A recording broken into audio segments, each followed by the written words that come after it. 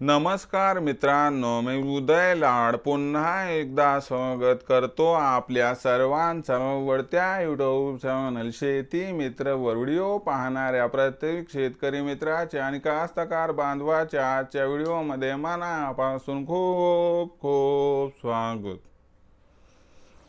मित्रांनो, thumbnail पाहितलं, title वाचलं होईल मित्रांनो, सामान्य सोयाबीन उत्पादक कास्तकार बांधवांसाठी सर्वात महत्त्वाचा व्हिडिओ की आता सोयाबीनच्या पिकामध्ये 100% करा जिब्रॅलिक ॲसिडचा वापर। होईल मित्रांनो, ही सध्याच्या कंडिशनची सर्वात महत्त्वाची अपडेट आहे। हा सध्याच्या कंडिशनचा सर्वात महत्त्वाचा व्हिडिओ आहे की आता सोयाबीनच्या पिकामध्ये 100% करा जिब्रॅलिक ॲसिडचा वापर। मग सोयाबीनच्या पिकामध्ये जिब्रॅलिक ॲसिडचा वापर का करावा, सोयाबीनच्या पिकामध्ये जिब्रॅलिक ॲसिडचा वापर कधी आणि किती करावा, आणि जिब्रॅलिक ॲसिडचा वापर जर आपण सोयाबीनच्या पिकामध्ये केला तर याचा काय काय फायदा होणार, या प्रश्नांची आता घेऊयात मित्रांनो या ठिकाणी सविस्तर उत्तरे। तर या प्रश्नाचं अचूक उत्तर जाणून घेण्यासाठी आता आपण सर्वांनी हा व्हिडिओ सुरुवातीपासून शेवटपर्यंत नक्की पाहावा। व्हिडिओ सुरुवातीपासून शेवटपर्यंत पाहत असताना जर आपल्याला मनापासून आवडला तर जरूर या व्हिडिओला या ठिकाणी लाईक करा। जास्तीत जास्त कास्तकार बांधवांपर्यंत व्हिडिओ पाठविण्यासाठी या व्हिडिओला जरूर शेअर करा। सबस्क्राइब करून जरूर नोटिफिकेशन बेलला ऑल करा, यामुळे येणारा प्रत्येक व्हिडिओ हा आपणास या ठिकाणी मिळत राहतो। तर बघा मित्रांनो, सामान्य सोयाबीन उत्पादक कास्तकार बांधवांसाठी सर्वात महत्त्वाचा व्हिडिओ की आता सोयाबीनच्या पिकामध्ये 100% करा जिब्रॅलिक ॲसिडचा वापर। मग सोयाबीनच्या पिकामध्ये जिब्रॅलिक ॲसिडचा वापर का करावा, कधी करावा, किती करावा आणि कसा करावा, आणि जिब्रॅलिक ॲसिडचा वापर जर आपण सोयाबीनच्या पिकामध्ये केला तर याचा काय काय फायदा होणार, या प्रश्नांची आता घेऊयात उत्तरे।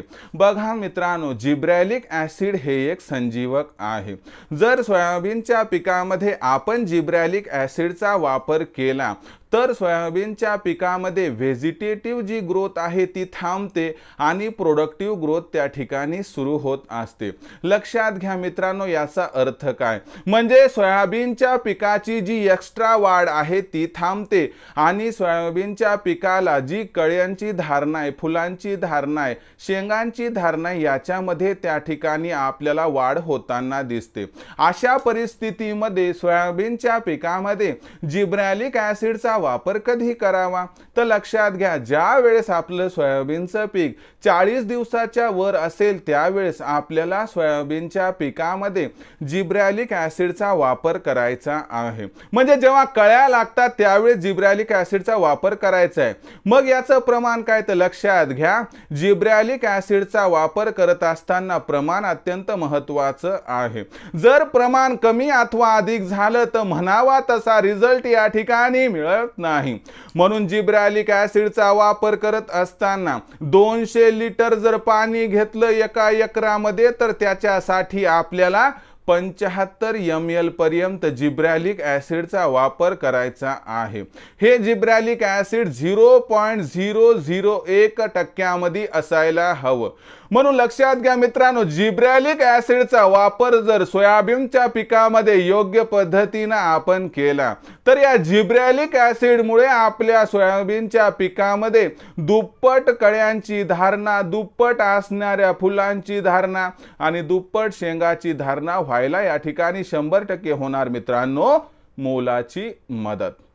म्हणून लक्षात घ्या मित्रांनो, जिब्रॅलिक ॲसिड या संजीवकाचा वापर जर आपण आपलं सोयाबीनचं पीक 40 दिवसाचं वर झाल्यानंतर केला तर 100% आपल्या सोयाबीनच्या पिकाला या ठिकाणी दुप्पट माल लागण्यासाठी मदत होईल। पण याचं प्रमाण जेवढं सुचलं तेवढंच त्या ठिकाणी वापरा।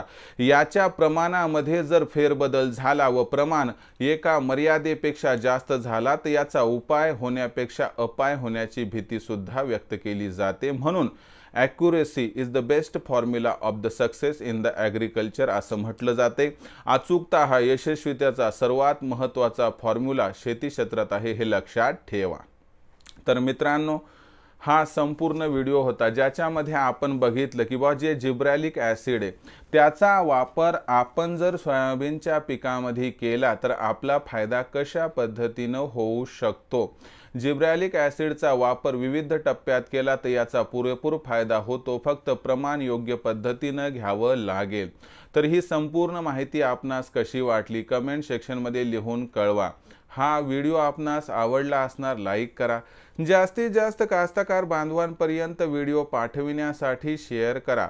सबस्क्राईब करून जरूर नोटिफिकेशन बेलला ऑल करा. यामुळे येणारा प्रत्येक व्हिडिओ हा आपणास या ठिकाणी मिळत राहतो. तर मित्रांनो, अशाच एका नवीन व्हिडिओसह मी आपला मित्र उदय लाड आपल्या सर्वांच्या आवडत्या यूट्यूब चॅनल शेती मित्रवर मिळत राहील. तोपर्यंत माझ्या प्रत्येक शेतकरी मित्राचे आणि कास्तकार बांधवाचे आजच्या व्हिडिओमध्ये मनापासून पुन्हा एकदा खूप खूप आभार.